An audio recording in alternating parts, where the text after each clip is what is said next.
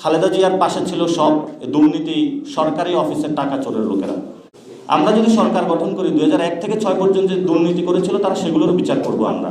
বিএনপিকে একবার সুযোগ দেওয়া হয়েছিল 75-এ, পারে নাই। 90-তেও সুযোগ দেওয়া হয়েছিল, পারে নাই। বিএনপি গাদ্দারি করলো বাংলাদেশের মানুষের সাথে। 2001 সালেও কিছু সুযোগ পেয়েছিল, দুর্নীতিতে চ্যাম্পিয়ন হয়ে গেছে। যে জিয়াউর রহমান চেয়েছিল বাংলাদেশের অর্থনীতিকে স্বনির্ভর করতে, দুর্নীতি রোধ করে বাংলাদেশকে একটি সঠিক জায়গায় নিয়ে যেতে, জিয়াউর রহমানের মুখে কালো দাগ লাগিয়ে বিএনপি প্রথম এই বাংলাদেশে দুর্নীতির হলো অভিযাত্রা শুরু করে। তো এখন 2400 সুযোগ এসেছে।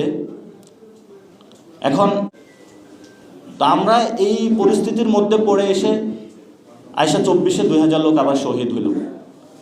হওয়ার পরে আমরা সবাই একসাথে ঐক্যবদ্ধ হলাম, সংস্কার কমিশন গঠন হলো যে বাংলাদেশে আমরা সংস্কার কার্যক্রম করতে চাই।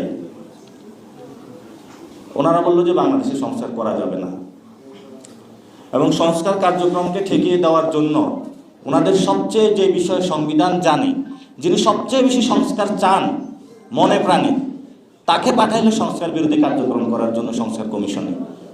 এখন যখন সংস্কার বাস্তবায়নের পদ্ধতিতে আমরা মধ্যে সবাই ঐক্য জোটে আসা শুরু করলাম, তখন আবারই ওনারা মাঠে মনোনয়ন ফর্ম বিক্রি করা শুরু করলো।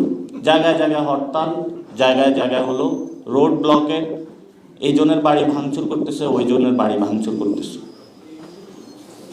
তো এইসব সন্ত্রাসী কার্যক্রম, গডফাদারগিরি, এগুলো তো আমরা আগেই বলে আসছি।